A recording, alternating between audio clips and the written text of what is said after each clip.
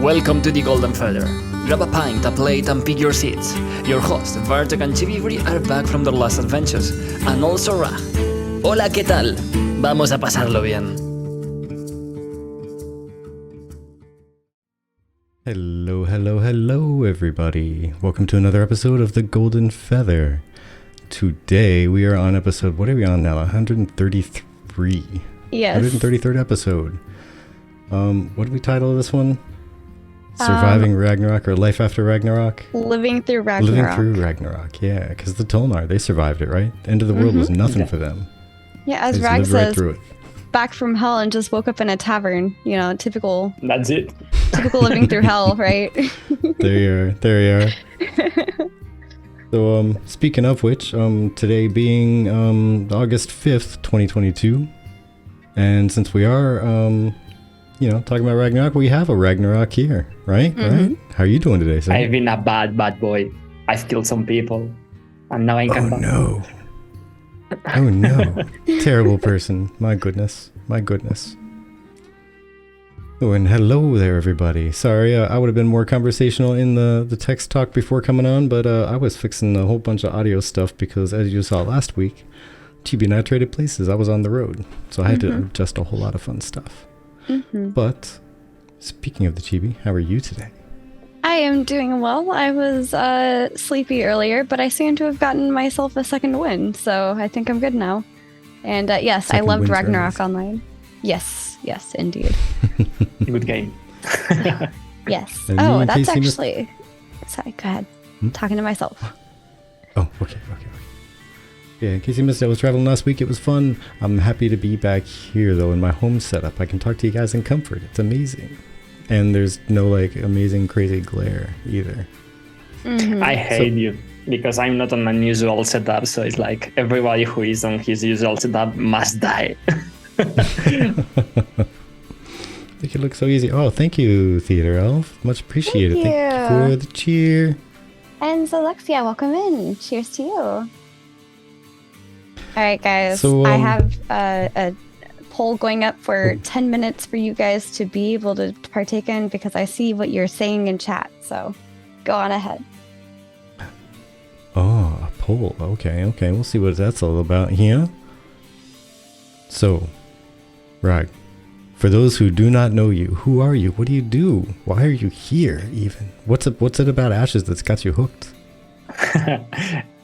If I'm here, you all must guess it. I'm someone who creates content from the MMO issues of creation, and I just do it on Spanish because I want to approach the game to all the Spanish people who is out there and don't really have any means or don't have the time to watch the dev updates or understand English or be active on the community. So I try to take that videos that wall bulk and digest it so that Spanish people can understand the game, feel the game, deep in the lore, the builds, the classes, everything, and a little well-adapted videos. So I'm like the guy who has memorized all the wiki and is making content about it on YouTube and Twitch and other platforms.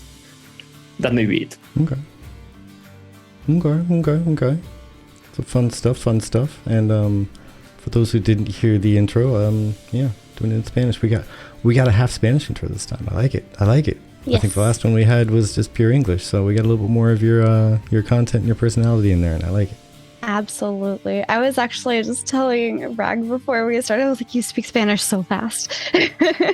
So very quickly. It's true. It's like turbo. I'm trying to speak slower, but I can't. It's okay. I just love it. No, I really had that feeling that I'm talking too fast because the last dev stream, the last week, I made next day a little short video about it. And in a part of the editing of the video, I was hearing myself and it's like, "Oh, you are talking too fast. And if you are thinking you are talking too fast, the rest of the people is going to think you are mad." It's great. like That's crazy. good to know. I myself thought that I was talking too fast. Hey, it happens. Everyone's got their cadence they're used to. But as long as people can understand you, you're good to go, I suppose. Yes. Sorry. Huh? Yes. Horrendous. I just wanted to address that real quick. Yeah, you go ahead because you made Okay. the changes for us. So we are now TGF Tavern across all of our social media. So if you would like to follow us, we are TGF Tavern everywhere. Instagram, YouTube, here, Twitter, TGF Tavern. Yes. And that goes along with our TGFT emotes that we have. So yes, we are working on making our brand more easily findable, searchable. And it stands for the Golden Feather Tavern. And we are just really excited because we feel like this is a better direction and easier to find us instead of the different varieties. Rag knows what we feel, the different varieties of our name across the different places. So, yep. Yeah, oh look, the emote makes sense now. Right, Good dude. call. Thank you. Yes. Well, see, what's funny is I tried to look on Twitter and see if just TGFT was taken, and it was. And then I found out that apparently there's a hashtag for that and everything. It's like, thank God for that. Yeah. So, Which, hey, I mean, guess it works. it works too. Yeah, it's cool. And having all the names centralized will help you a lot. So that's cool. TGF Tavern on TGIF Fridays. Yep. Thank God it's Friday with TGF Tavern. Oh, that could be a cute little segment in the future. Ooh, yeah, absolutely. The Golden Feather, so they were your main competition.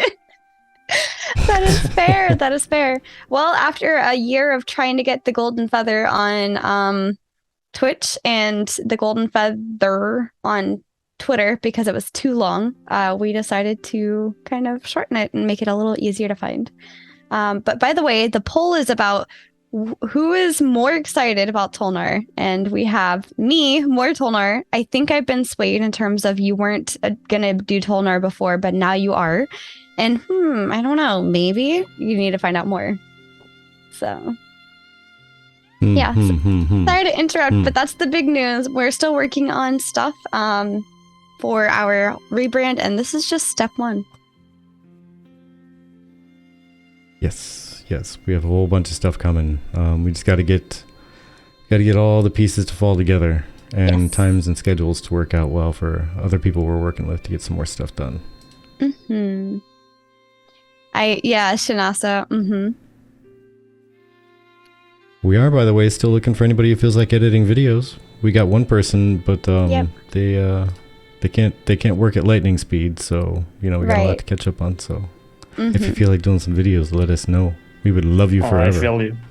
Yeah, right. I feel you. I lost the guy who edited my videos 1 year ago because he found a real job. So I know what's the change of being able to balance everything, do real life things, do offline things, do online things, and now having to do it all yourself. So I hope you find someone soon. It was one of those things we were doing pretty well doing on ourselves, and then we had to move, and then it just started piling up really slowly and then really quickly. The next thing we know, we're looking at this mountain going, Yeah, and then we moved again and it built up more, and then we just kind of said, we're never going to fix this. Yeah. But it's all right. So, more about you, Rag. What, with this past development live stream, stuck out to you as being the most interesting? Maybe not the most impressive, maybe not the thing you're most excited about, but just the most interesting thing that kind of got your brain wiggling a little bit, going, what is going on there? I got to find out more about that. I'm really wondering about the appearance of that NPC who is exploring the desert, because he's from a pack which doesn't really have anything to be with the desert. So I'm really curious about that part of the history of the desert. Why is someone of that pack recording this desert? What is the lore of that guy having to do with the arenas? Because I do really want to know what the history of the game is. I do really want to be really deep on it. It's one of the things that I'm most excited about in the game. So when I watch the trailer, I take a look at everything in detail, and it's like, what's this guy doing here? And I'm really onto it because I want to know. I think Intrepid always gives little clues because there's things about updates from 2 years ago that we can watch today, and it's like, oh, that makes sense. So I think that guy has some sense to do with something, and I don't know what. I want to know it. Yeah, Ashes in there actually said they may have figured out the identity of the sand statue. Yeah. That was actually oh, you know what? I'm gonna need to try to fix something real quick with the bot. Oh. And that's possibly what's going on because we changed the name. That's possibly why chat isn't showing up. That's fair. Oh, I'm so sorry. I was like, this will be so easy. Watch. But yeah, that's something actually Rag brought up as a topic he wanted to dig into a little bit too. Yeah, let's do it. Where are we? We're invisible. I'm sorry. I forgot to drop the invisibility spell. We're working on it. If you don't mind carrying conversation for a minute, let me go ahead and see if I can knock that out real quick. Yeah, I don't mind. I just wanted to grab this specific thing from Ravon first. Ravon says, it's awesome you guys are having an interview with someone who is not part of the English-speaking portion of the community and wondering where else does AOC is known outside of the European countries. And yeah, Rag, you have your community. Do you know where a lot of your community is based out? Yeah, most of my community is from Spain, almost 90%, but there's a lot of people from South America who's interested in the game too. And last year I have the opportunity to be in a podcast with Macereal, who does content on United States too, but he knows a lot of people from Canada. So that's in general terms around the world, but there's a lot of people interested in it on Russia and friends, because the original terms of the game is that my.com was going to publish it. So a lot of people in Russia got excited, and that's when the hype came to Europe. I myself knew the game before my.com announced anything.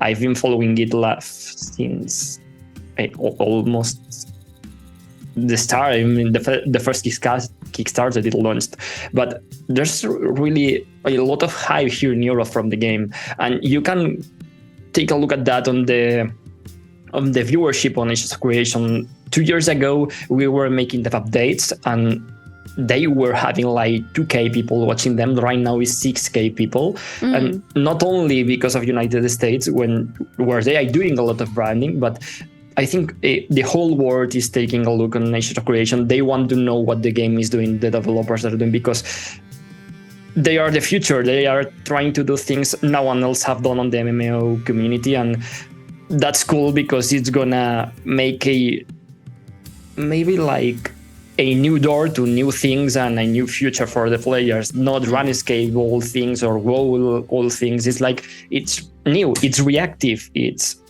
something now none has done before, so everyone wants to be the first to try it up. And Europe too. Yeah. Evertho says, I've seen some Brazilian players express interest as well. And I think that's really exciting because having, I think, people from other parts of the world being interested in this game is really big for Ashes. It's really big for Intrepid. By the way, it looks like the winner was people 7. So 50% of you were like me, more Tolnar, and then a good 43% were saying I'm not sure yet, and then one person's like maybe I've been swayed. I don't know. But yeah, it's really, I think it's really nice. But yeah, nice, Lady of the Rose. Maybe not. We will definitely talk about that today. Yeah. Very excited. I love that you guys all went through and tried figuring out who this is, looking at the sigils. This is just, I enjoy it from my perspective. But also I wanted to say, McJ, thank you for the resub for 25 months. It's ridiculous. Whoa. And also I see my emote on there for my personal channel, so thank you. I haven't seen my emote in a while. Also, Cash, welcome in. 20 months. Goodness, has it been that long? Wow, so long, so quickly. As long as you're Tolnar. Well, you know what? I welcome everyone regardless of whatever you want to play. Goodness. Thanks God, because I don't really think I can play a Tolnar for my main character, so I want to be accepted, but I don't want to play a Tolnar. I maybe play some sort of Aelan for my main character, possibly. Yeah, of course, Elias. I tease. Team Tolnar. Oh no, we're overrun by the Tolnar. Death first. Now it's cool because a lot of people thought the Tolnar were gonna be something like a golem, so skinny, teeny, with a lot of bones, and it's like, hey, I'm a powerful lizardman and I'm gonna fuck you all. So it's like, okay, maybe I can play a Tolnar. Right. Well, I think there's a lot that we are waiting to see. But before we dig too deep into all of that, what from the most recent what from the most recent live stream are you really excited about from everything that they've showcased?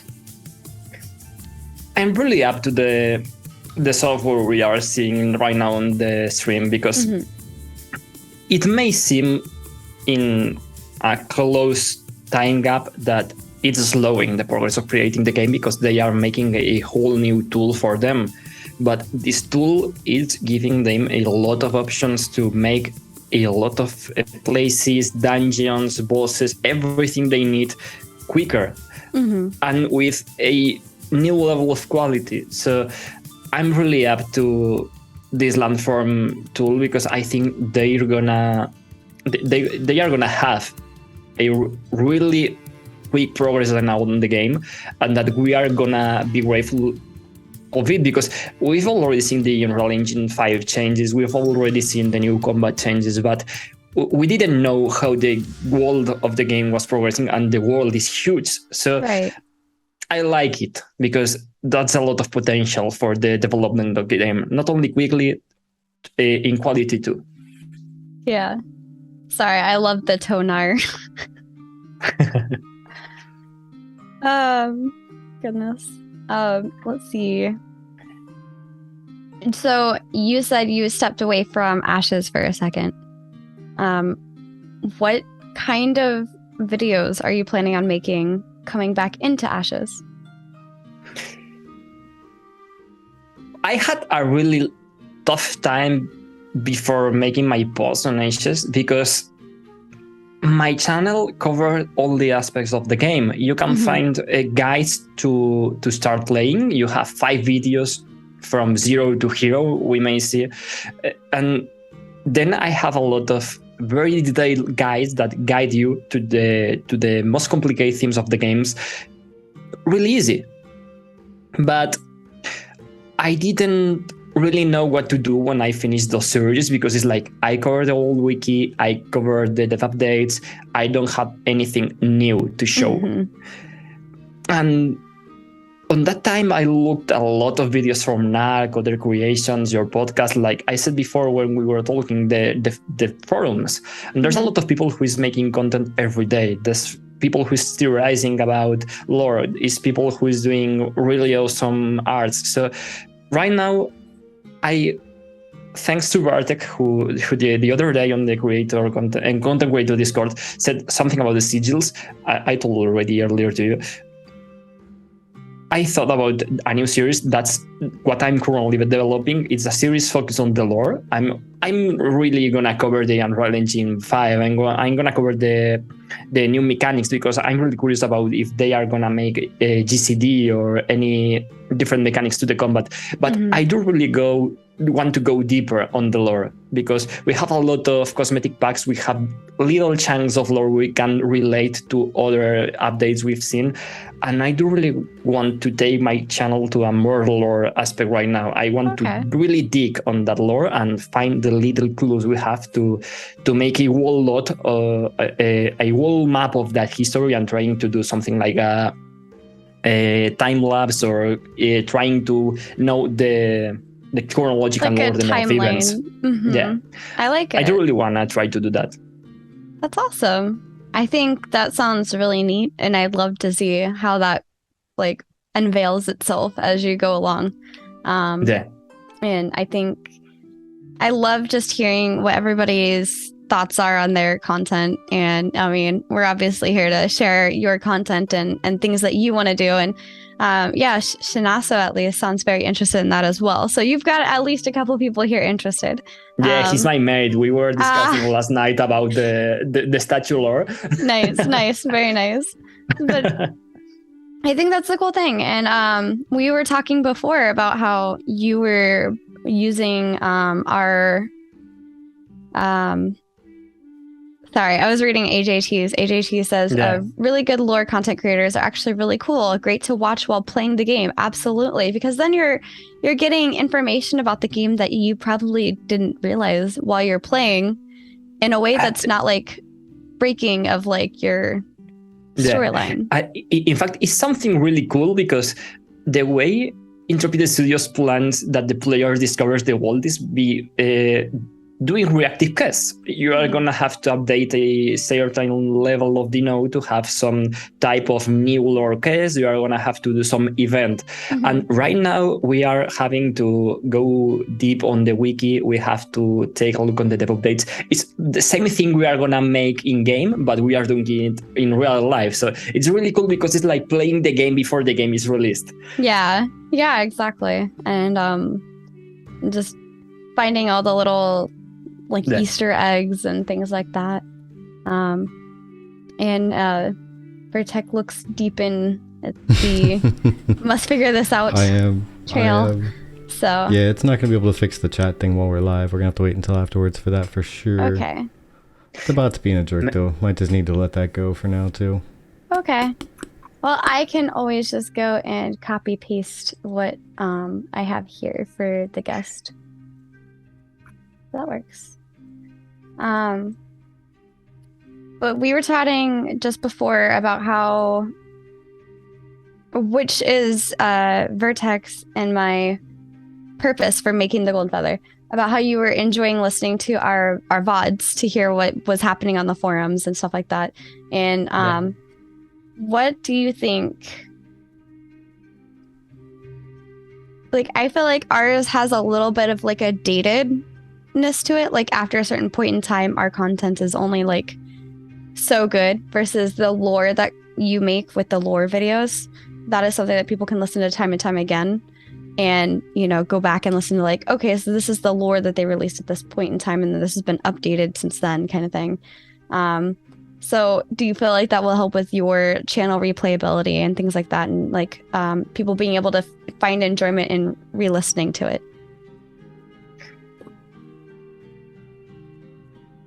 Well, yeah, I think so. I mean, every time we have an update, we find that some information we thought is real is not that real. It's different. It has some part of the information we don't really have in the moment they told it. So you have to adapt. Right. And the lore is like that. It's like you have... my desk is plenty of papers because I'm like making a lot of scams these days so that I can have a clue of wherever it is what I'm looking for. So it's like right now my videos are covering and I'm doing my playlist based on the video that is truer than the other. I mean, the video whose information is the best is the video that goes first. So right now I'm making little chunks. My videos are right now not more than 5 minutes when they are lore related. But on the future, I do really would like to do something weird, like 15 to 20 minutes and take a really deep knowledge of the lore and make something that is the real lore and that people can hear whenever they want, because that's true. It's not only a fragment that I'm having to dig about the wiki, the dev update and anything. You know, it's true because I know that info is reliable. And so maybe when the Alpha 2 is released, I maybe do some long videos with the lore I dug out of it and the things I already know. That sounds awesome. Are you back officially, Vertec? Yep. Okay, I was waiting for you to come back before talking about the sigil, since we're talking about lore. And I know that Rag would love to drop into it, but since you two were talking, I didn't want to go into that without you available. So Oh, let's and go I ahead and appreciate chat that. You about totally that. could have gone on without me. I would have Oh, caught not up. at I would have caught all. up. Yeah, see, and that's what I was thinking too, Captain Red Bear, is that lore is great for evergreen content. And yeah, because while I think ours is good to a point for evergreen in terms of what were people chatting about around that time, that is, I think, the value of our older videos. I think it's more about what are we chatting about recently, like more recent events kind of thing. And I'm not sure if you agree with me or not, Vertex, but that's just my perspective of it. Yeah, I agree. The lore stuff is something that can last forever. People can always look back and look for different ways of reading kind of the same stuff, but at the same time also look and see how it's evolved, because within the game they're obviously going to update it as they decide to make a change or retcon something. But if someone's already made a YouTube video on it, it's kind of there until the content creator decides to delete it, which, are they really going to delete a video? Especially if it's something that's been changed in a game? Probably not. Yeah. Probably not.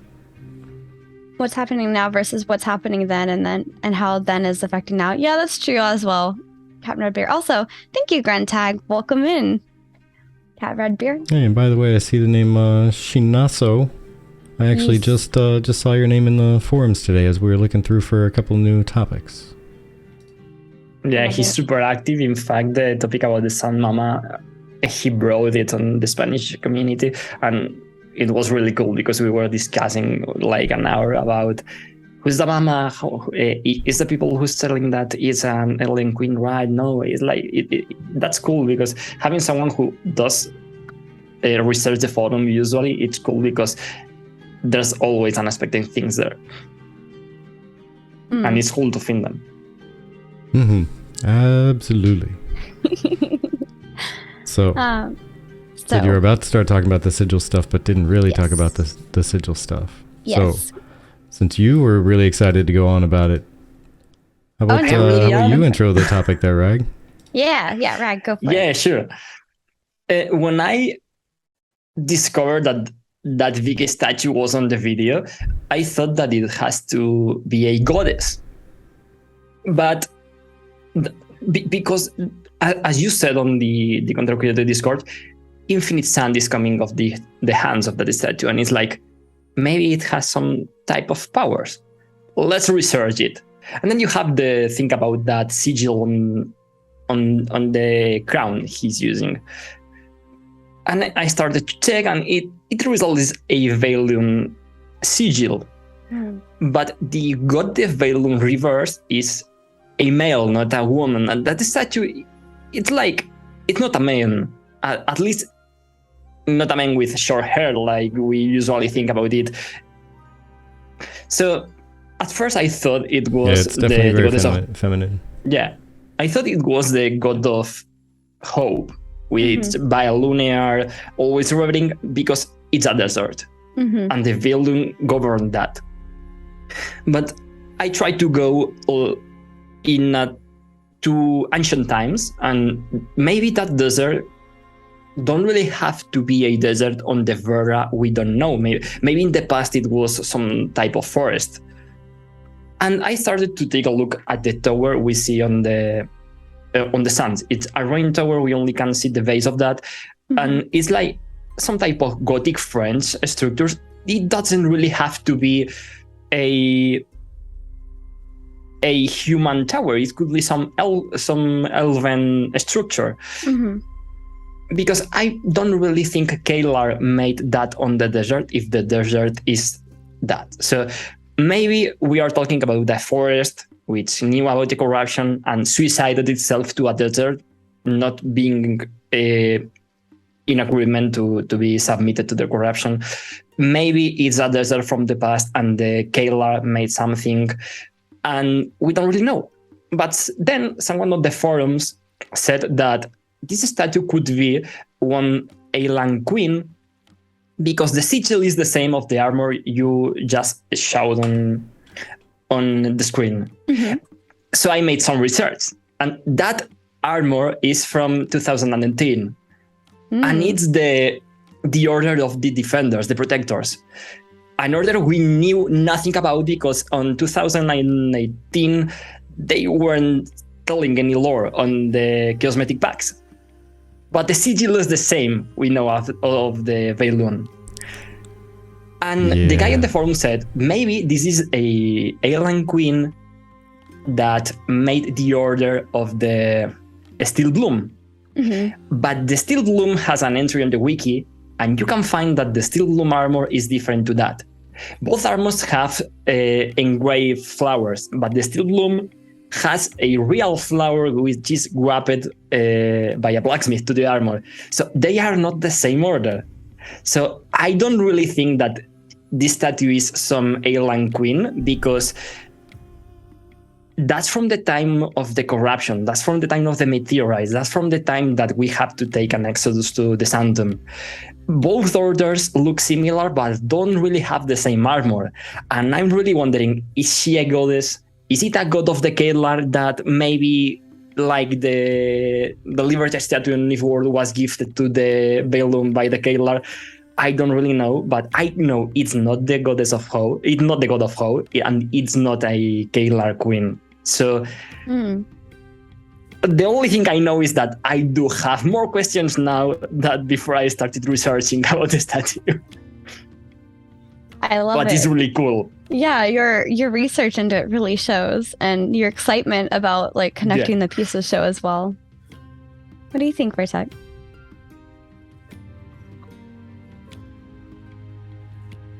Oh no, your audio's away. I really like what Nero said. The posture suggests something about hope. It's like, maybe he's a man, and of course he's a god. I don't know. Captain Rebbeard, look, my comment is on screen. Nice. But yeah, I kind of agree on what's been said already. Like the symbol there on her head and on that armor, it's very similar to the Veilun, but it's just, or Kalar rather, I forget which is the one that's revealed. The other one isn't yet.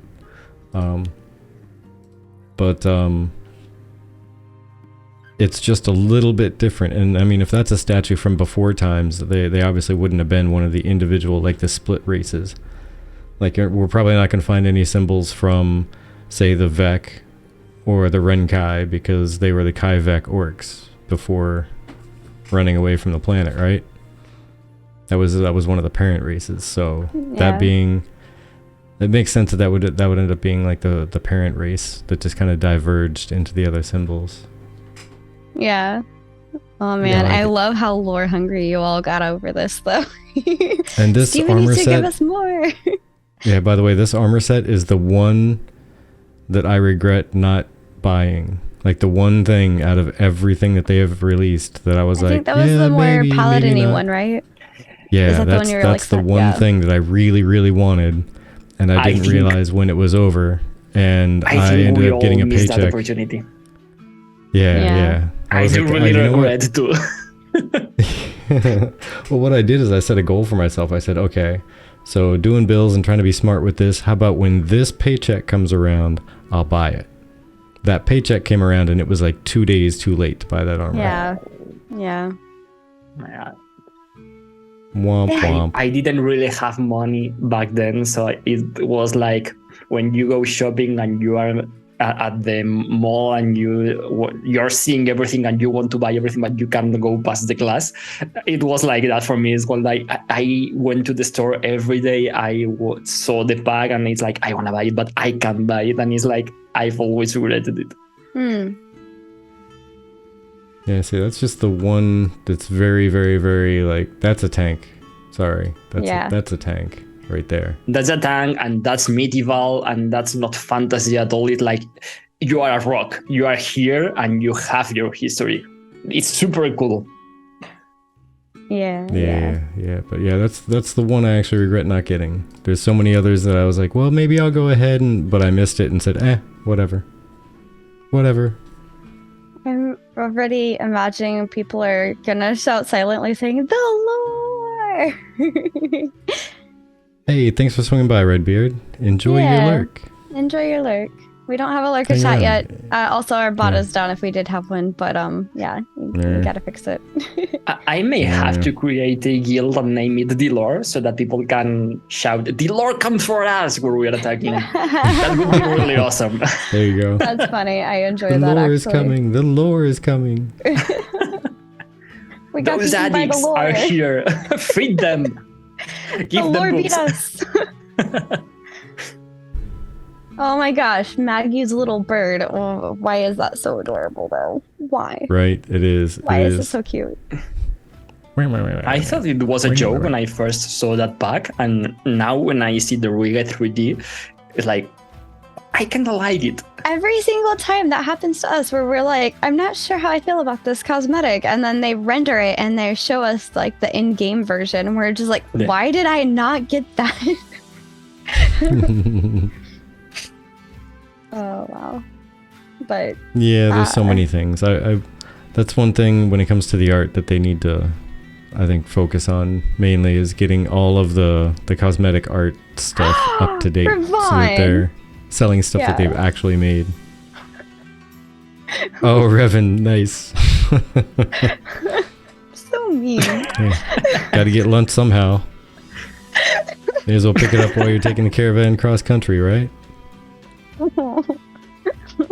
And the little flower on its head, it even comes with its own seasoning. Probably tastes like, I don't know, honeydew or something. Maybe. I don't like it here. I'm leaving. But it really looks delicious. Oh no. Dakatoon, and you don't even have to use any sauce. The flour makes the sauce. It does, see? Yeah. Comes with its own seasoning. Just squish it right in, toss it on the grill, you're good. Maggie, if you're watching this, I'm sorry. I love your duck. I will protect it with my life. That's, It reminds me at the Brooklyn 99 meme. I've only had it 5 minutes, but I'm gonna kill if anyone takes it. Alright, so here you go. Here's something to think about. Two different questions for you. One to put out there just to think about for a minute, and even you people's in chat, because it's if it's not something you've really thought about, you'll have a hard time coming up with something. Mm-hmm. And that's what type of augment schools would you want to see from a secondary class choice? So even if you were to keep it to your ideal secondary class choice, what kind of augment schools would you like to see? I'm What? really gonna be going with the ideal option. I do really love tanking. I love tanks, but at every MMO you play, you are tanking with melee, you are gonna use a big shield, you are gonna have to get your plates.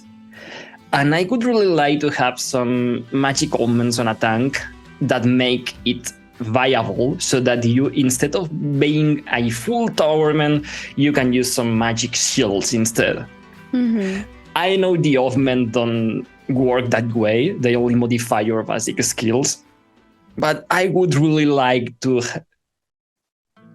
have an MMO in which you can tank with a mage, using some magic invocated armor, summoning some type of defense, and being able to control aggro with magic. I would really love that.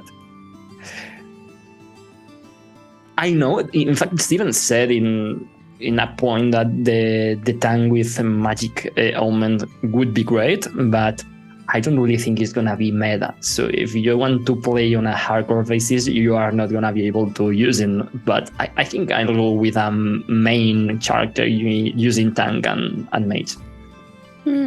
Okay. Well, yeah. See, that's one of the offshoots I want to try and play with is tank mage and tank bard.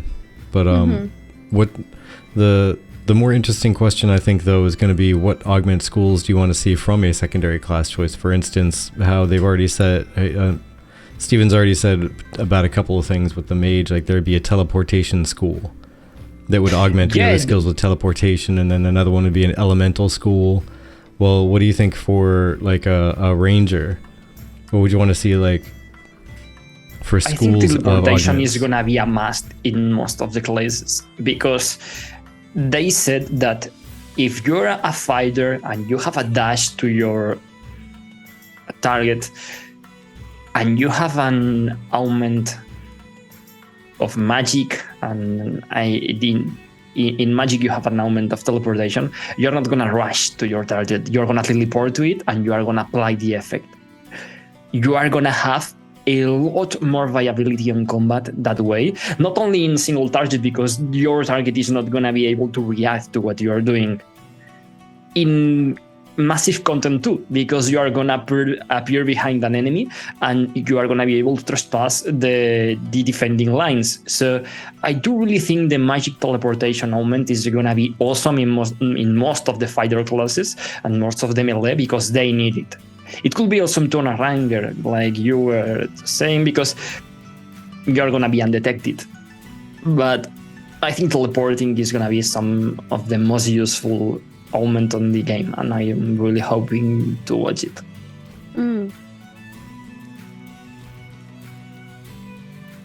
I'm liking what I'm seeing in chat here, where Overthrow Steven has mentioned an evasion tank as a possibility. AJ saying, I want to be able to totally switch roles with augments, maybe not min-max, but could pull off on easier content. And Horrenda says, I think shortened cooldown augments would be good. And I also liked what Sir Unzington said. I'm interested in a pure rogue, and one spec I would love to have is a heavy poison or dot augment that did small dots at first, but backloaded damage, making kills more sneaky with bursty combos to supplement the sneaky stacked dots. I think that's really interesting too. Or for that matter, even poisons that worked together. You could have a couple different types of poisons or something, and like you a put one poison on combo. and the dot. Yeah, the dot that's slowly really increases, cool. and another one with a slowly decreasing dot. And like once they get combined, there's a third one that starts that's just the total damage that they would do at their peak times 2, just continuous, just boom, refreshes them both. That's cool, because we always tick. play melee classes thinking we are gonna make combos, and you don't really think of playing a ranked class doing combos. And it's like, maybe I can take my ranger, I can take an augment and make it combos. That's really cool, because it's not only an augment that is changing your base skills, it's changing the way you play the class. That could be really cool. I think it's a little far from the point of view Intrepid Studios is using for the augment system, but I would really love to see that, because the images we've seen of the melee combat with the greatsword and the daggers are really cool. So if you combine that heavy attacks, that little attacks, and that rhythmic combat with some sort of ranked combos, it would be awesome to play a ranger and play it using only basic attacks and making them more powerful with that poisons. That would be awesome. Yeah. And hello there, Wizzy. And I think it's pretty almost standard issue. Like a cleric should always have one skill that removes all negative effects. The thing that's not standard issue is that I think it needs to be on a pretty big cooldown if it's going to remove all negative effects. Yeah. And even bigger if it's an AoE style one that does that. But they should have some kind of a cleanse that, or multiple types of cleanses that clear off specific types of negative effects. Like one that'll remove hexes, or one that'll remove poisons, another one that removes, I don't know, tiredness or something. You are gonna say that I'm a bad person, but I wouldn't really want to have a cleric that can do that all, because Ashes of Creation departs from a Dungeons and Dragons campaign. The cleric has that type of skills, but they are not all powerful. They sometimes have to go to a church, they sometimes have to go to an alchemy spot to take some poisons or potions that can cure that. I would really like to know that I can go to PvP and have a lot of detox potions in my inventory and be able to survive with all of a cleric, and making that more RPG part of the game. or that maybe a mage with a cleric augment can save you from some poisons that a cleric itself can't, because a mage with cleric knowledge knows more than a cleric itself. Something like that. I don't know. I've always had the thought that, especially something with a cleric in the name, that by theme kind of derives its power from holy power, right? You'd think if there's power coming from a divine, it would be able to cleanse the effects of anything, right? At least that's my theory on it. The divines are it not should be a that pretty powerful heavy. in Vera. What's that? The divines are not that powerful in Vera. They only help us to go to the Sanctum instead of helping us to fight against the calamity that was from lower species on the power tier. So I don't really think that ancients can take a huge part on Verra right now, because it's a plane that's sick of essence. They have to be really careful on the way they interact with that plane. Yeah, but see, there's other ways of looking at that though. So yeah, you say not that powerful, but it's just because they didn't go all out and like nuke the place. They helped people escape the planet, right? And even me, I'm a pretty decent guy. I can hold my own in a fist fight or something, right? But if I had 30 kids running at me with knives and guns, I'm probably gonna die. They're lesser, quote unquote, lesser beings when it comes to like power scales. Like I could hold one at arm's length and it wouldn't hurt me, but if I had 30 of them coming at me with knives and guns, I'm gonna get hurt. So it might be the same thing with the deities. I mean, there were only 7 of them, but then how many lesser creatures jumping out to thousands attack? Yeah. So that's the way I look at it. Is there was so much coming in and so much overwhelming. Maybe they just couldn't take it all. That's out. a good point. That's fair. But yeah, that's how I've always looked at it. Is like when it comes to like the healer types, they should be able to do really good stuff, because you figure if it's going to be on a cooldown, right, that's got to be balanced against something else. For one, it's probably going to take a long cast time, which is going to take time away from them healing somebody's life. That's going to take time away from them doing damage, and all they're going to do is remove negative effects, which can be reapplied probably quicker than they removed them, at least on a single target anyway. Yeah, maybe with a cleric class, that would be, of course, the deal. Yeah. Wizzy says she died at 1.5 kids. Yeah. Yeah, and I don't know how that's supposed to be pronounced. Shinaso. I'm gonna shoot the guess there. Shinaso. Tell me if I'm wrong. Yeah, that's good. Save the ones who went into the Underrealm, because that's another thing they could have done with their power that we don't have all the details at this point. Maybe they literally put a kind of protection on the Underrealm for those people to survive, and that's the only reason they did survive. There's been kind of like a slowly decaying protection spell on it or something. On my end, I think that there was some type of division on the way the gods wanted to proceed while the calamity was occurring, because we know that the goddess of creation opened the portal, but we know the goddess of creation opened the portal. We don't know what the rest of the gods done on that time. So I think there might be some type of division on the pantheon on that time, because they've been like holding up thousands of years the treason of the other three, and there's a lot of little fights between them. So maybe there's a part of the story we don't know, and maybe even we could think that there's some type of god of the pantheon that helped that ancients and the other three gods to make the calamity viable. I don't really want to know that part, because we know that there's a part of the divinity and the religion of Vera that goes on the dark side of the religion. So maybe it's not only because of the three corrupted gods and the ancients, maybe it's because there's some part of the pantheon of the gods that it's corrupted too. And I want to find it. So much left to see, so much left to see.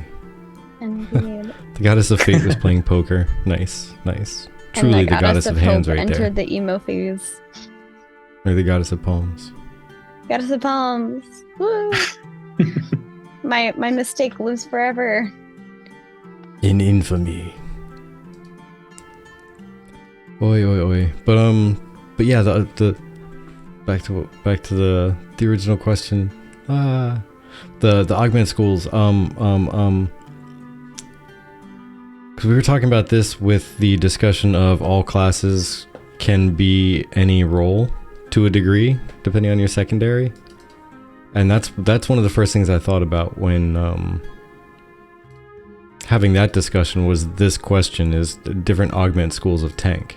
So if you have a tank and you have an augment school, what do you think would really be representative of a tank? There's going to be things like mitigation. There's going to be like a mitigation school. Probably something like a constitution or I don't want to say survival because that'll probably end up being named something more like ranger. But like mitigation, dodging.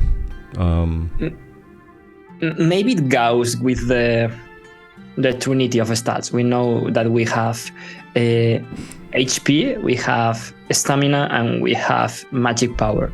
So maybe you have some type of tank that I'm gonna get past all the hits I'm gonna receive with HP. Another with this magic power, I'm gonna mitigate everything I think. And something about stamina, I'm gonna try to handle the damage the best way I can, but not by making some protection or by making my HP higher.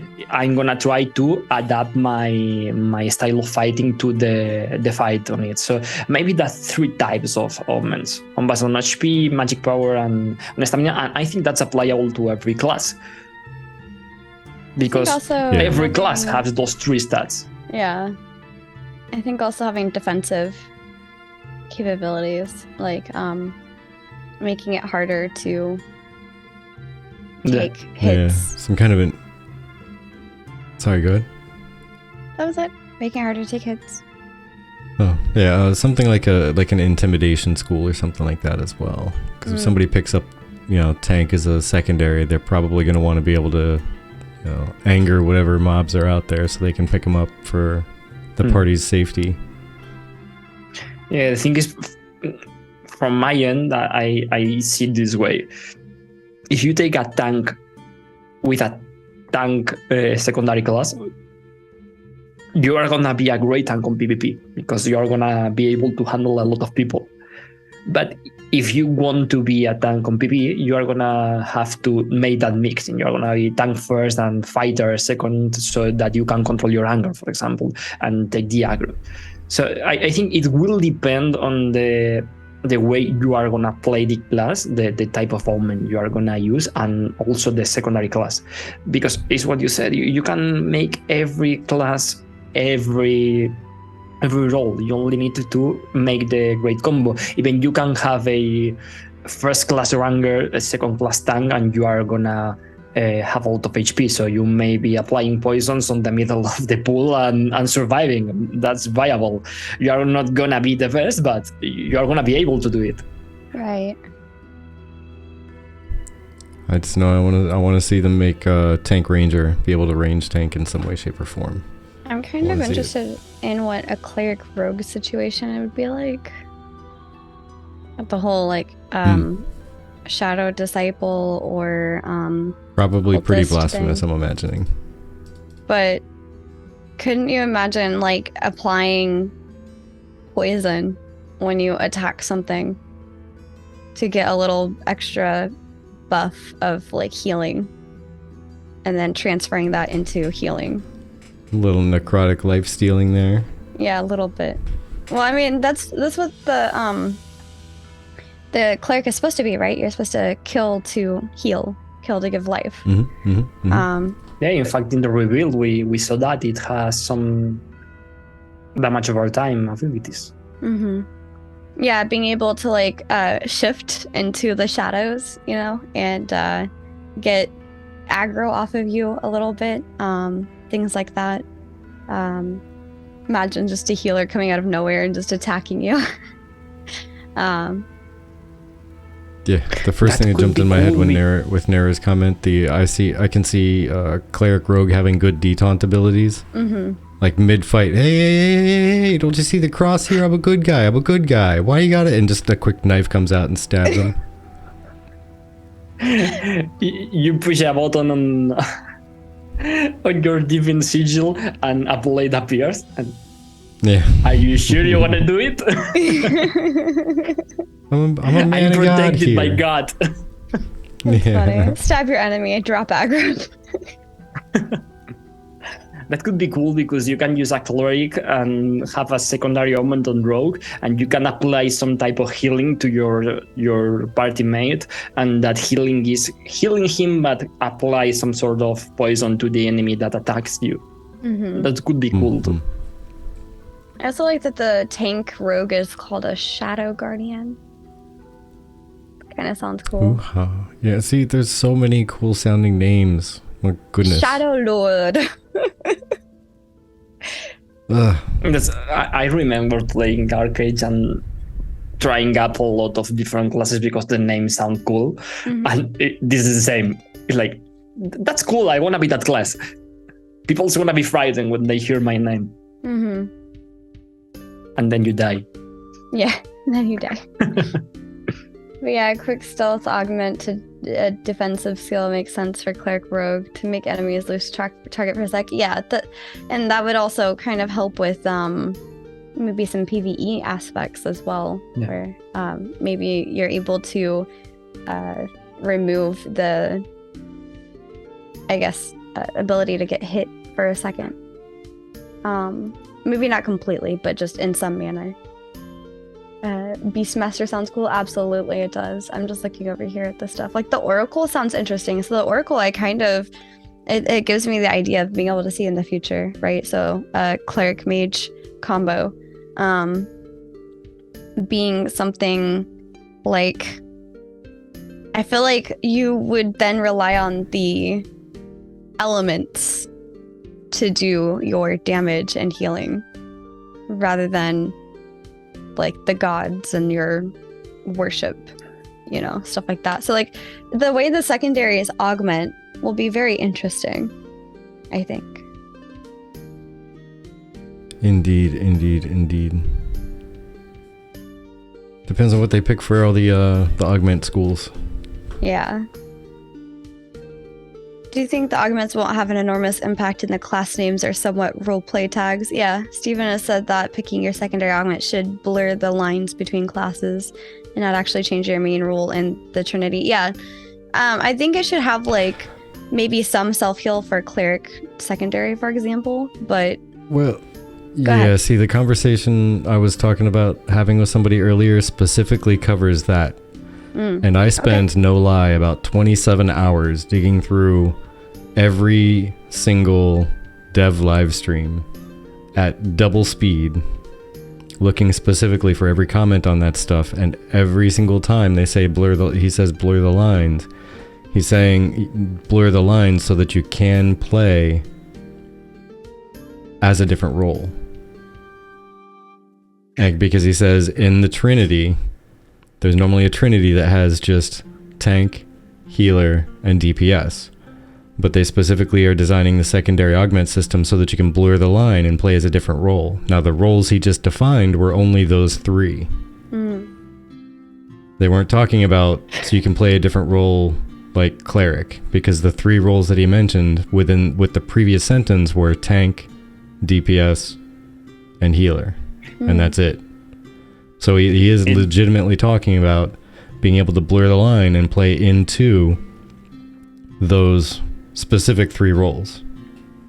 It really blows my mind when I try to do research about that, because it's like they've always told us the example of the fighter with the dash and using the teleport augment so that you can teleport instead of dashing to your target. And it's like, that's not a game changing. That's an augment that it's making the same skill, but modifying it so that it is quicker or different, or the damage is magic instead of being melee damage.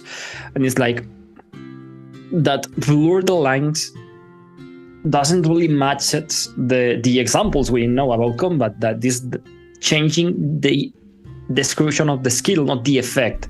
So I don't really think how are they planning to do that, but I think the topic of adding 4 different augment secondary classes or the secondary schools or however they are calling it, I think it's too complicated for the game, because the real idea is that we are gonna balance the 8 classes. We are gonna balance the way that when you are mixing 2 classes you can handle it. If you are now having to balance that 8 classes and you are gonna have to balance the different schools for every class, is too much work, and I don't think it's really that possible to blur the line. You need something that is shorter so that you can control it better. So I don't really think what are they planning to do, but right now sounds really complicated having all that mixed up. Yeah, sorry. What Sir Onsington? I just came up with a different idea. So you know how it's called a tip. Thank you. Popping in for a sec to say hi. Hope you all are well. Rolled in that 20 for stealth. You can't see me, but I'm listening. Aw, cute Chip. Thank you, Woodchip. Appreciate you. Sir Onsington said, rogue cleric as a cultist sounds interesting. Like TV was saying, healing your friends with the blood of your enemies, or doing like a blood sacrifice cultist, right? Blood sacrifice to heal yourself. So perhaps something you've applied to your weapon is like almost like as you're attacking them, it's taking a portion of their blood and like sacrificing it maybe to your weapon or something, and then in return you get healed. Yeah. Isn't Fun that times, heretic? Fun times. Heal your enemies, the blood of your friends. Wait. Isn't that a blood sacrifice? That's heretic. It's not, I like it. it's lending your blood to someone. That's all. It's fine. Yeah, it's fine. exactly. They'll return it when they're done. Overthrow says, well, if you look at tank and rogue, the best tank is tank, and the second best tank should be tank rogue, and the third in that order would be rogue main, then tank secondary. So maybe the Shadow Guardian can tank a dungeon, but not a raid boss? Question mark. That's kind of the way that I'm seeing it. Is like the tank would be able to tank anything out there. Just the tank is the tank. The Guardian is just going to be able to out tank anything else out there. That's just it. That is the pinnacle. Yeah. But then tank, insert anything else after that, will be able to do an admirable and creditable job of it. Maybe just not as good as the tank. Except in the circumstance where that combination works out better, like a tank mage, let's say there's magic damage coming in and the tank mage has some kind of thing because of the teleport. You can get out of the magic splash damage that's happening, and it's not going to one-shot you as the tank. In that situation, that teleport blink specifically is going to overpower you over the tank for that fight. So I think it's like strategic uses of the augments might make it a better tank situationally, maybe. But for the most part, the tank is still going to be better. But the insert whatever tank, like the mage tank instead of the tank mage, the mage tank would be able to do like adds.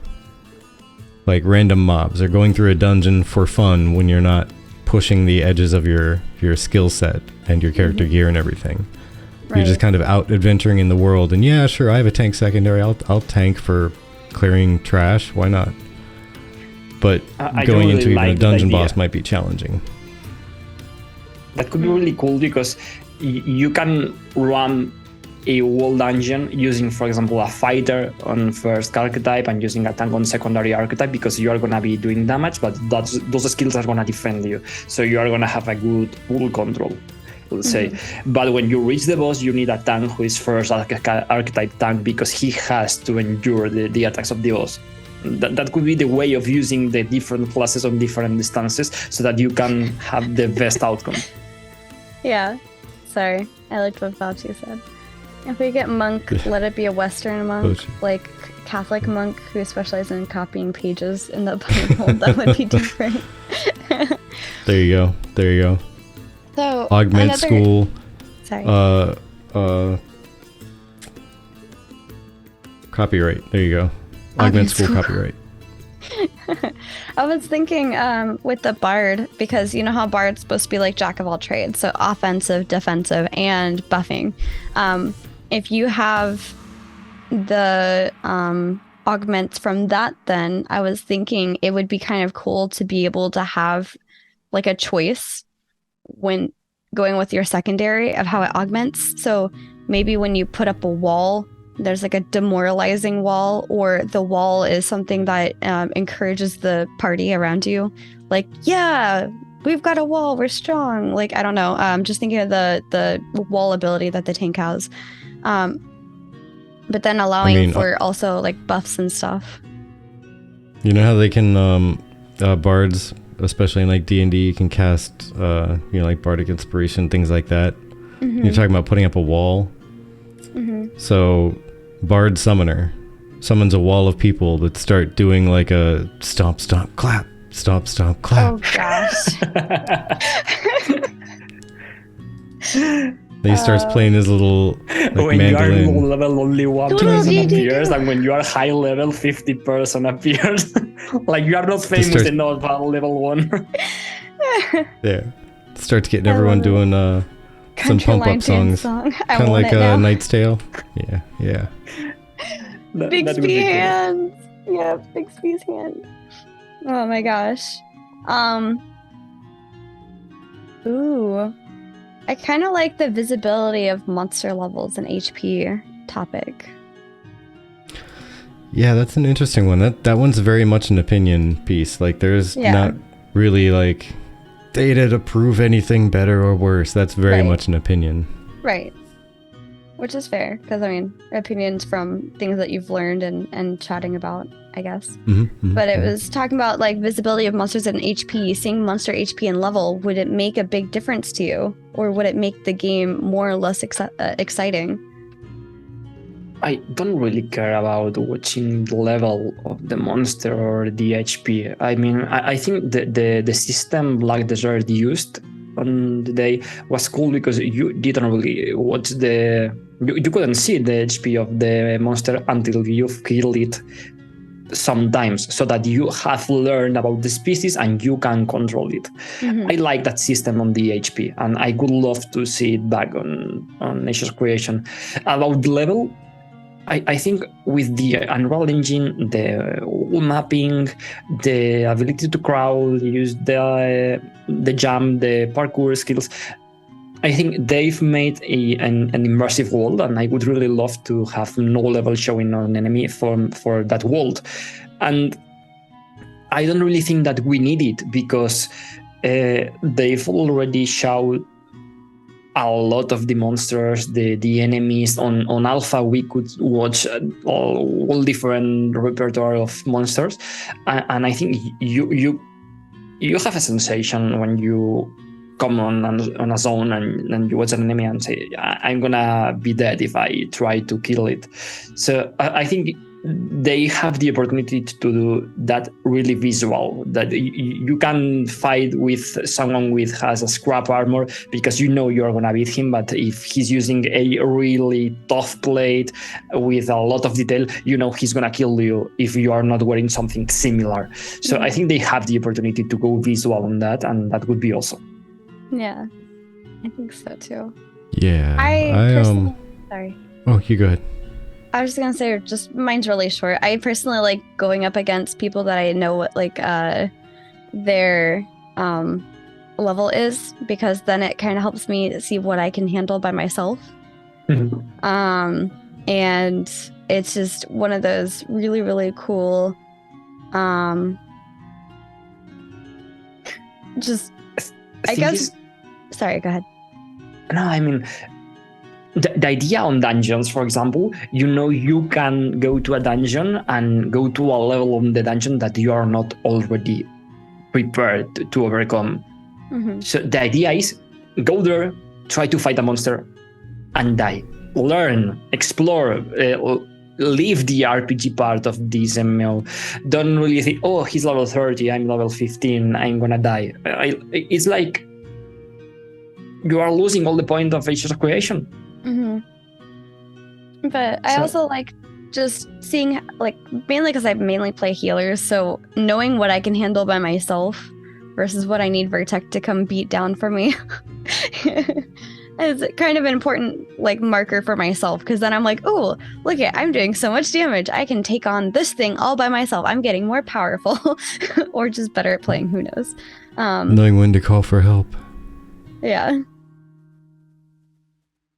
But yeah, I'd kind of agree with a lot of stuff that's been said, to be honest. Like the bestiary system where the more you fight something, the more info you get. I really like that idea because you don't learn about it until you see it. But if you as a person who lives out in the real world can only play once in a while, you're jumping into your character's body and your character saw that thing just like 3 hours ago, you know, before you logged off for a month. So he still remembers what he saw. But me, I don't, because I haven't been able to log on for a month. So the game should be able to remember stuff for me, even if I, as a person outside of the game, can't write down everything in a notebook, because that's not the life that I'm living. That's the life I'm escaping to. My character needs to be writing that stuff down. You can make that a mechanic. Yeah. You can put on the system that like the game goes on a bestiary, and if you're gonna play every day and you don't really like to see the level, you can log that thing up and don't really pay attention to it. You're not gonna see it. But if you make a bestiary the basic option for everyone, I think it's the best option, because you are mixing it. You are being immersive. You are being receptive. You are permitting new players to adapt to the game. And I absolutely love exploration. And that'll make exploration a lot more fun, because you'll go to a new area and know nothing about anything. Shinazo said a really good point. Where was it? He said, make it a profession and sell that info on Monster. Yeah, I like that. That would be too. rock bottoms. Yeah, but I also like. You don't have time to play. You buy a bestiary and you're good. Yeah, because I mean, you can get like, oh, I've seen that guy. This is what his like weaknesses are. This is what his strengths are, kind of thing. But I also like what Nara said, where the preferred system is something tied to like a bestiary system, where like the more of a type of monster that you kill, the more detail you see about it. Like levels and things that it's weak against and stuff like that. So imagine combining those two together. Like, the more you kill down a certain, like, imagine getting a title, like, I don't know, Snorse Killer or something, and you just you have a like maximum information on the Snorse at that point. I don't know. I just couldn't think of any creature to name besides Snorse. But yeah, I would really love it, because you can be an expert and you can play like 5,000 of the game, and you may know about every enemy in the game, but there's always the opportunity that someone knows info about an enemy that you don't know, because you haven't killed enough of that enemy. So that's cool, because you have both systems and you already have husbandry. You can even know about new races that no one knows, for example. That's cool. Yeah, absolutely. Heck yeah. Yeah, I just really like the idea of going into an area and not seeing any information about nothing. Having to feel it out, and when you catch that first fist to the face and it chunks off half your life, you know it's time to turn around and just leave. I'll be back next week. We're in the chat over the death of Snorses or not. I don't really think that none's that stupid to be level 1, watch a really big orc and say, I'm gonna kill it. It's like, I think it's something like that. No, I think you're gonna be able to know when you are pursuing a prey that's way difficult than you can handle. Yeah. Escargot. I think escargot. Nice. But I think you mentioned something about that before. My brain just got totally distracted by that escargot. Sorry. By the way, it just completely erased what I was going to say. It's gone now. It's gone forever. We will never know. We are getting closer to 8:30. I don't know if you saw my ping at you a little bit, but I did want to make sure we had plenty of time to share the fan focus. Yes, yes. 'Cause that's a There's some big pretty thing. decent stuff in there. Yeah. We have. Well, first off, while I'm gathering together some of the fan focus stuff, Raga, have you played? Did you play New World at all? I played it because I wanted to try it, but I didn't really like New World at all. It's probably one of my worst experience playing an MMO. Interesting. Why is that? Because I think the fact that the developers wanted to have 3 different factions that are really separated made the game so competitive that they permitted thugging in a way that make the game worse. It's like if you are playing chill on a casual server and there's a large guild, they're gonna camp the outside of your city, and every time you want to go making anything, it can be collecting things, it can be gather, you want to level up, whatever, you are gonna be served. And it's like, I like having PvP and open world, but if you don't really have a system that's controlling what the players are doing, the experience is gonna be hideous. And I had a really bad experience with the New World PvP, and I really didn't like that. The fact that the quests and the expanse of the world was so repetitive made me feel like if I'm gonna have a bad time against other players and I'm not having fun because all the guests go here, find this, and you are not gonna have a fun time discovering the world, it's not like a new world. It's like a new game, all mistakes. And I had that feeling on my whole experience. It's like I could only see bad things wherever I went on the game, so I stopped playing. Okay. Okay. Was your Well, did you question- ever? Yeah, I thought so. Did you ever end up bumping into the corruption portal while you were playing? What is that? Because somebody was asking about trying to add that feature to Ashes. Oh, the thing is, like, when you are leveling up, you are roaming on the map, you are exploring, there's some random event that's a corruption portal. You can go inside the portal and you have to destroy a gemstone to end that event. The thing is like a little invasion on the corruption so that you can stop the power of it. A little mini ride, let's say. Okay. That's They kind made of it like a interesting. rift. A bit of okay, gotcha. Yeah, rift. In Rift. Right, that makes sense. I think it's kind of interesting. Something like that, some sort of mini game or thing that you have, objective that you have to complete for stuff. I think that might be interesting, but I'm not sure how that would necessarily apply to Ashes, like post returning to Vera, because the corruption is no longer going to be a thing. That was a oh no, the corruption's gonna be out and about though. oh, is it? Like not like the way it was though with the previous The corruption is like huge right now. I mean, when a node attached certain level, when something great happens on the world, that's gonna make some consequences on the corruption of the world.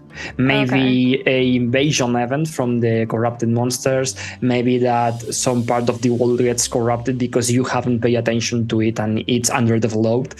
So the corruption is something huge. It's all around Vera. Corruption is on everything.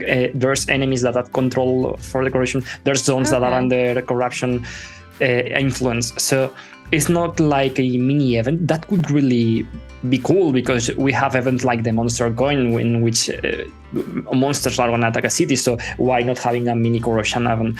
But the thing is, the corruption in Vera is something huge. The great changes on the world map are going to develop the corruption or underdevelop it. And you are going to have to pay attention to the way that corruption is affecting to the map, because you could lose a potential farming zone, or you could lose a potential gathering medicinal plants zone. So it's something huge. It's not like a mini game. It's that going to affect you. That pulls to mind because initially I just thought of corruption like maybe this is just me missing a giant part of the like live streams, but I only thought of corruption as the thing that happens when you kill an innocent player, right? So that to me was the corruption system, and it didn't really go beyond that. But if it did go beyond that, can you imagine like not like the Rift event, but like an actual reactive event, kind of like when they've given the example of mining and then a dragon pops out, but like if the corruption was left untamed for too long, a corruption event happened. Yeah, that would be kind of cool. That could happen. In fact, for example, the previous to Alpha 1, we have the terraformation of the world. We have that video on the volcano appearing. Mm-hmm. That's some huge change of the world because of the developing of the zone. You're abusing the trees on that zone. You've made a lot of lumberjacking, so the world of Vera is gonna try to go back to the equilibrium. And hey, a volcano, fuck you up, player, because you fucked me up. Yeah. So the corruption is something like that. It's like, I've been here thousands of years and I have my kingdom.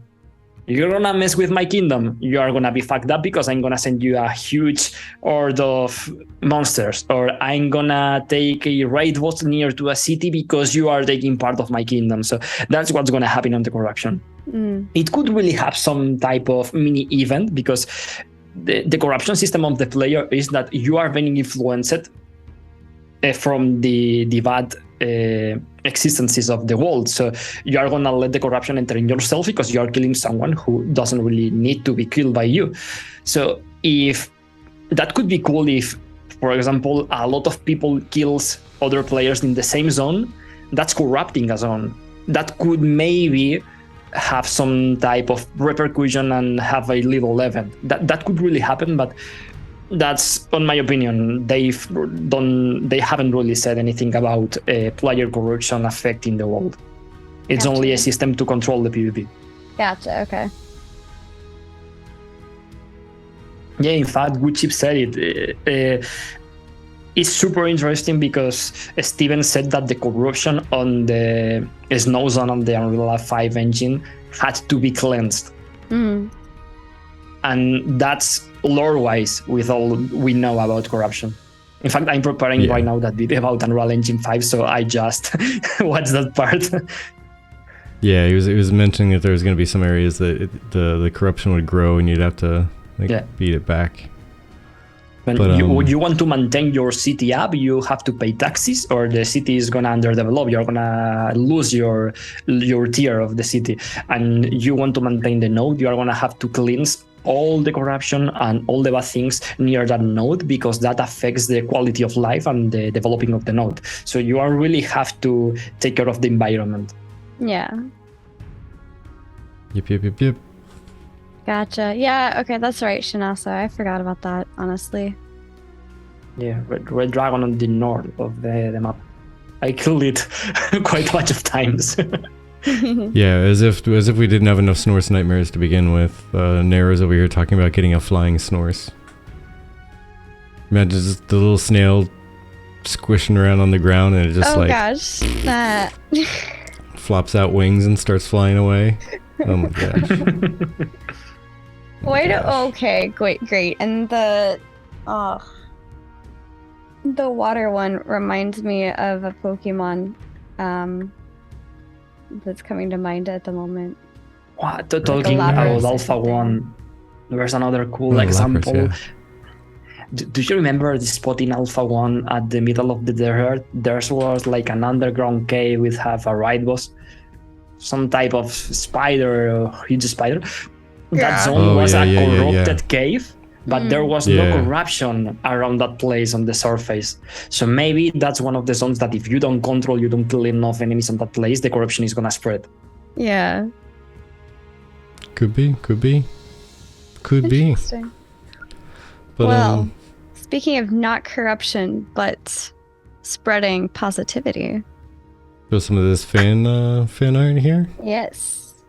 And community project stuff? I'm done with the corruption. So for those who weren't aware, and if you weren't aware, you were probably purposely avoiding everything Ashes. Mm-hmm. Z did another community project with Alluring. Yes. And this one is all about hands. Hands. All by Feel free to hand. check it out right there. But here were all the people that took part in it. Chibi somehow got like third name billing on there. Really? Z alluring not Chibi there. Bree. You got third name billing. I love you guys. They like you. They like you. Yay. I deceived you. I didn't participate. Ah, no. What? What? How dare thee?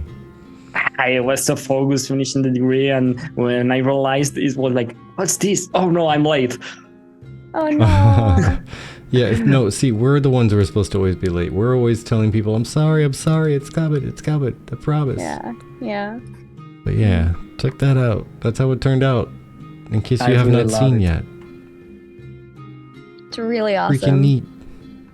I love the And- fact that this come from Z, because they are doing a lot of things for the community. They are controlling Discord, they are taking part of the forums, and it's like they are always lending us a hand, and it's like it's something poetic. I like it because like the community is always there, and they are making the community reach the mods and the developers. So Yeah. I like it. Yeah. Look, there's a Cosplay hands chibi in hand an right there evil with the cosplay. TGFT. Yeah, TGFT. See, we were prepping for TGFT long before you guys even noticed. Mhm. I think this is something we've been talking about for like a month or two at this point, at least.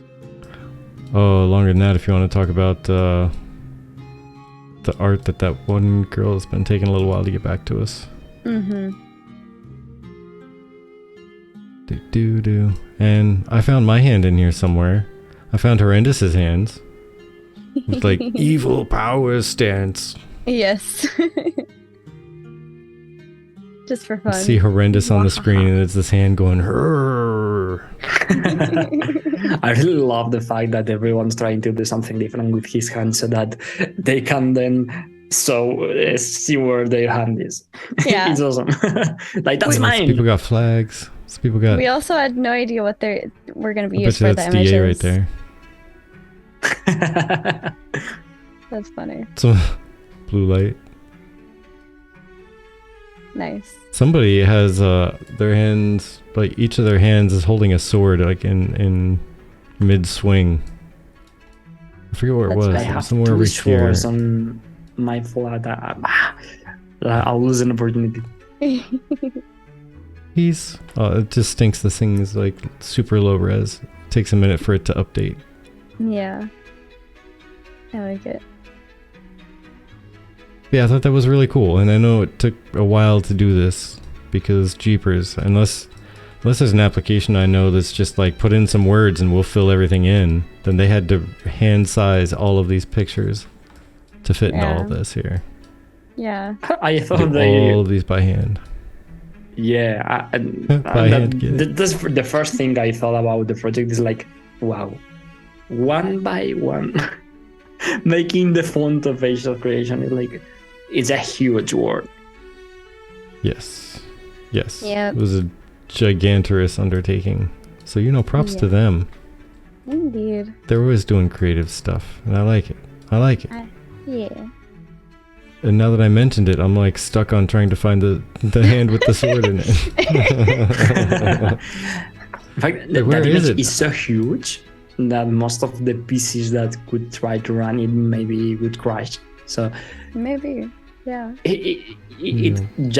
that has to be a headache to make this project because of the hugeness. It's huge. There is a program done tells you about it just in case she did do it manually. Absolutely. I feel that. Nice. Oh my gosh. But yeah, Oh, that was a big undertaking in itself.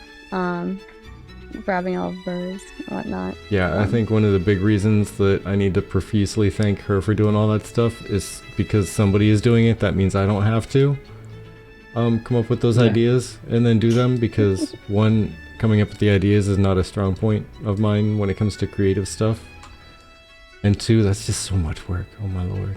Yeah. It's really difficult I'll because happily when participate, but you enter a cycle of creation and you find your content, and whenever you have to exit that way of doing things, like, what do I do? What I have to do? I can't really think on anything new, and it's really difficult to overcome that point of the content creation. It's Yeah. awesome that they are always finding something new. Yeah, and super creative too. Yeah. I think we ourselves kind of hit a couple of moments with that where, especially when there was the really dead and just not much new news coming out for Ashes, we were just finding ourselves like, what do we talk about? Like, I don't even know what to bring up for conversation, which is difficult for, content creators in general for a game that's being in development without much news. But, the overcoming that and figuring out like ways to make content interesting when there isn't any content, that's the art of it, I think. I found it. The first one is in the E of Ashes. oh, you We found got it. Ooh. Oh gosh. That's gonna go back. That's and why I'm just- in love with I am going to go back and pull it up. I'm Where really is it? curious now. I don't really want to watch it. Well, I'll take a look at it. There we go. In the E and Ashes, okay. I love this Dunir art though. That's so gorgeous. Oh yeah, see, there's just the hand right there holding it. The hilt. But see, there's another one I like. where the sword is like in swinging motion and there's more sword than hand. First of left is saying Birch. Oh, it says another one. Aw, Woodchip. You're sweet. Which it? Oh, what happened? Woodchip says, Vertec, don't sell yourself short for not being creative. You said hello to the stream today. That took my creativity, and I'm spent. You have to be happy. We're having a great time. I'm really gonna be stuck on this now. Oh my goodness. Bouchy, I blame you. Bochi. There's more hands than names on the list, isn't Oh hey, there? look, there's a horrendous hand. Some of us And a gave, chibi like, hand. each. Oh yeah.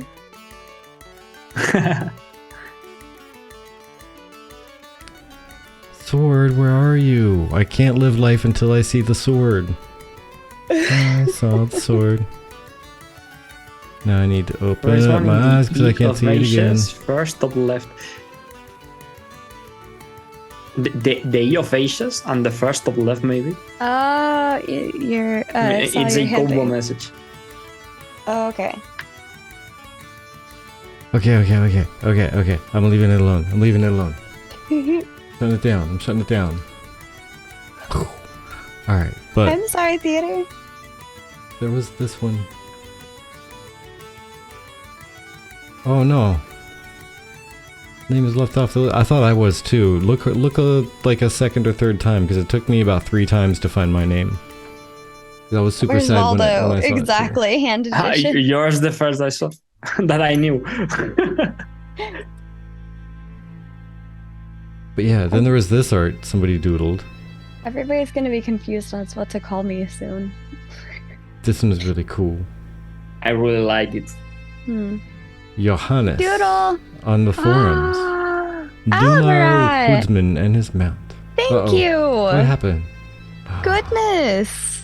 A tier 3 for 8 For 8 months. Oh my Alvarad. gosh. Thank you. You're a superhero. I don't know if you know Yay. that. Oh my gosh. Wow, Thank you. that's cool. Thank you so much, friend. Thank you so much.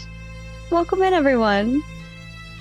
You were far too kind. Far too kind. Thank you. Thank you again. Yes.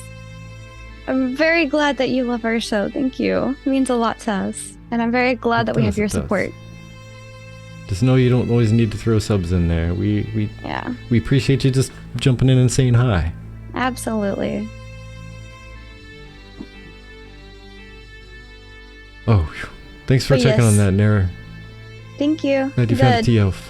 The Dunir stuff is just, it's so pretty. So pretty. Teal, thank you. Delph. Appreciate you. Okay. Thank you so much for the cheers. Here. Wait, Have hold on. some- Let me ask Not beers. or talk some. So much love. Wait, it is National Beer Day. Is Just it? saying. Okay, Yeah, then have it's some National beers. There you Beer go. Another round on us. We're just celebrating the national day. Yeah, exactly. Nice.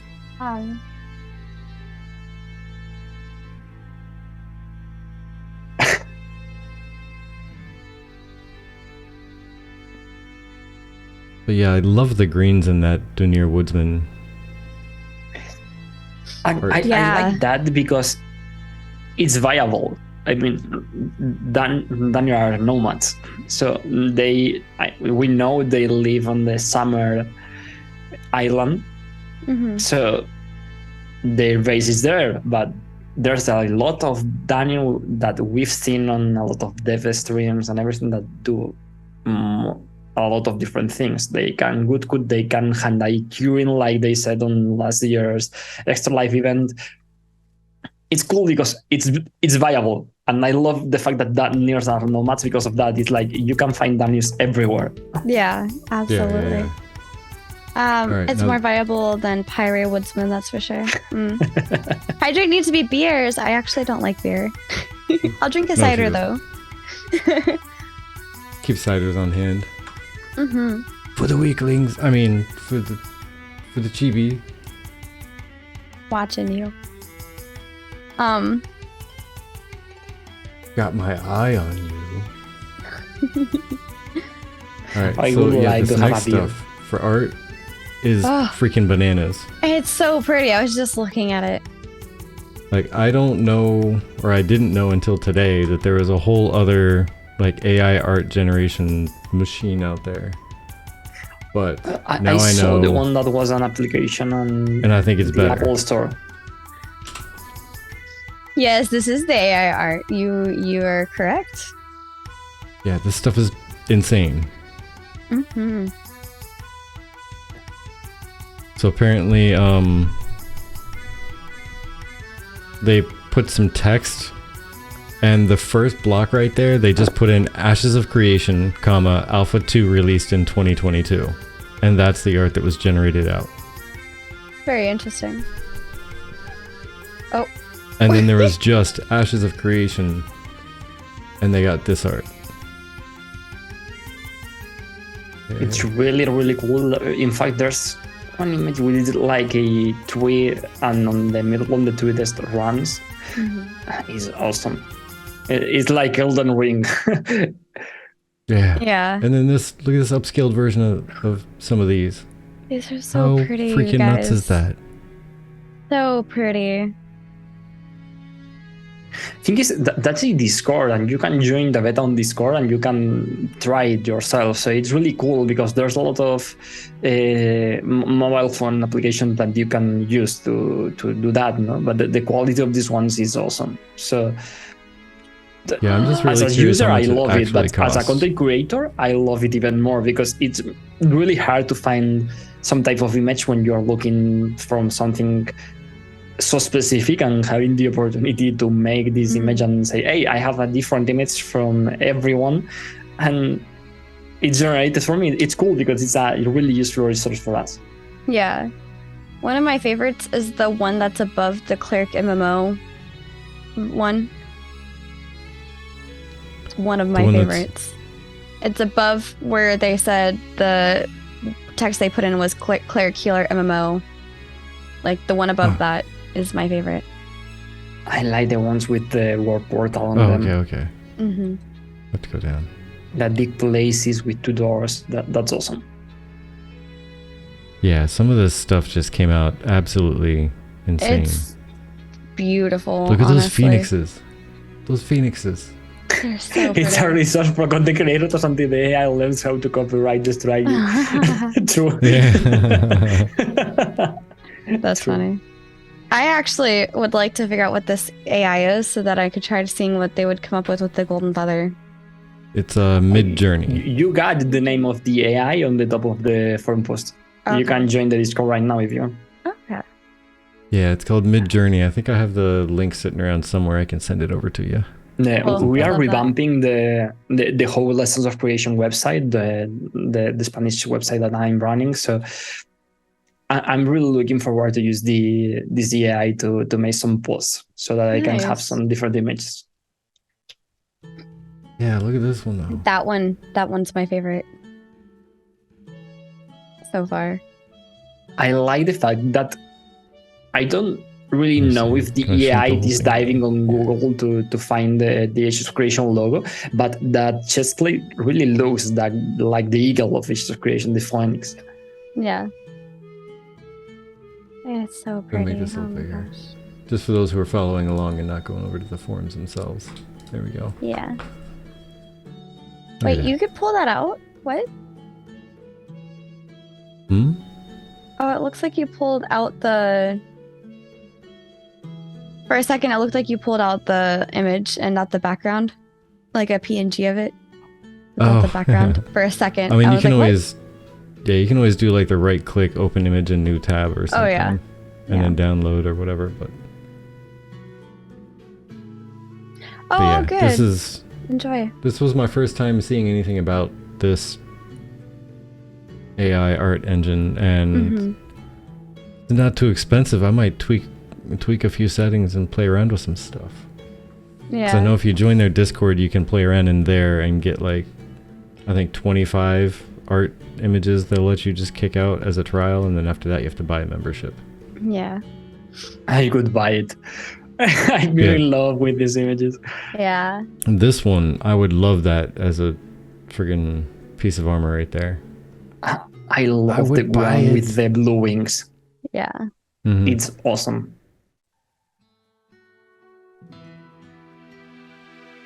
Cleric with awkward wings.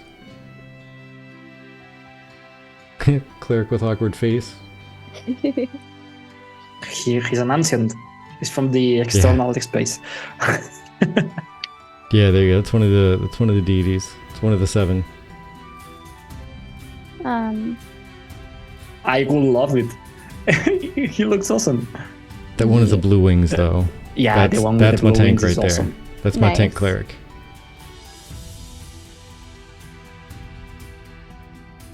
Pumpkin cleric, king of the plot.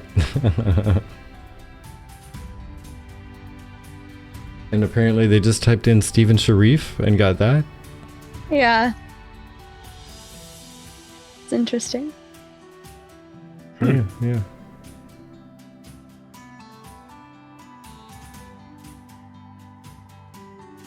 Yeah, this stuff blew my mind because Yeah. the DALL-E Mini was interesting to play with and all, but didn't turn out stuff like this. Yeah. Not at this all is a like whole this. other level, literally. Oh, thank Yeah. you. Stretch and the It was hydrate. a hydrate and a Appreciate stretch. that. Oh, Let's you two there you right. go. My Guest shoulder must do just it popped. also. I'll do that too. Been sitting here for too long. I do really have those 2 iterations with my chat too, because it's like I always forgot to drink while I'm streaming because I'm talking all the time, and it's like I don't even have a time to drink, and it's like hydrate. Yeah, Mm. honestly, without thinking of, because when you're talking a lot, you forget to hydrate in general. But then when you have some water, you're like, oh, that feels actually much better. Yeah, I love how this bird hair, because you don't miss it until you have it. Look at those guns. Yeah, we've been going to the gym. I don't really have guns, but Yeah, you know. I actually had my arm day was yesterday. Maybe I still got a little bit of gym pump. Who knows? Nice. I don't go to the gym. I By the way- only edit my video. Bartek, I messaged you. Debert. Okay, I'm looking at the message now. Okay. Bree has guns. No, not yet.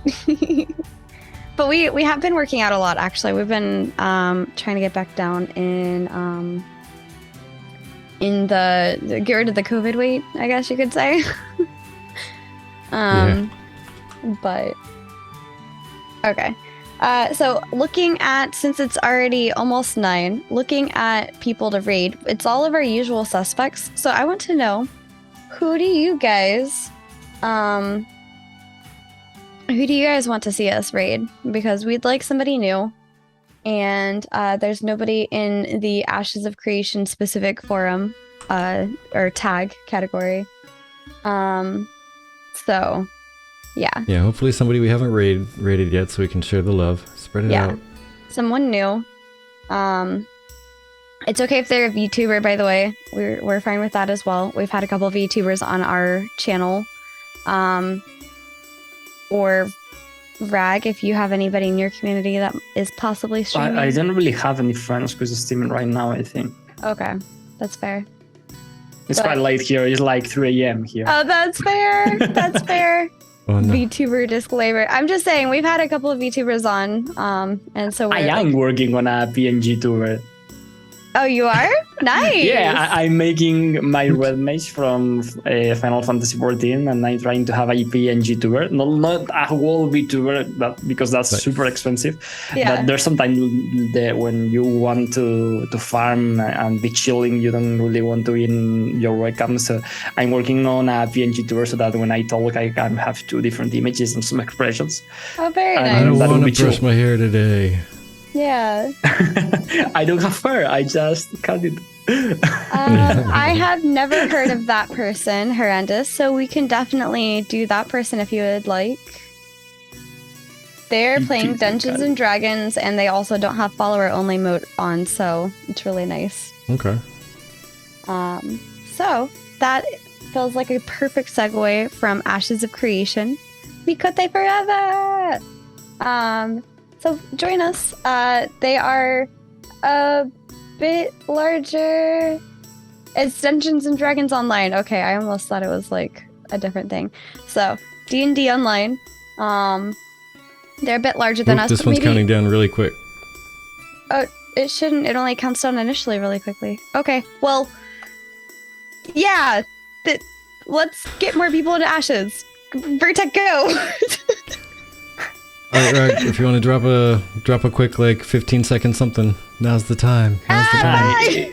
It's been a pleasure being here. I hope to be here again sometime soon because I love being with you guys. So a pleasure being here and love you, everyone. The chat too.